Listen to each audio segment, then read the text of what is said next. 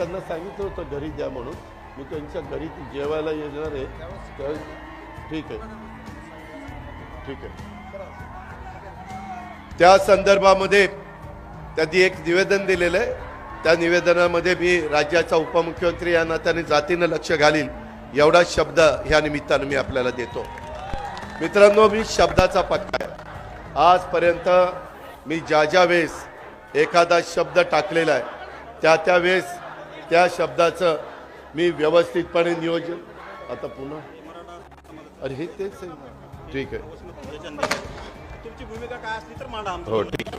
12 महिने झाले ठीक आहे. 12 महिने झाले दादा उपोषण करायचे. ठीक आहे, ठीक आहे, मांडतो. एक मिनिट मी मांडतो.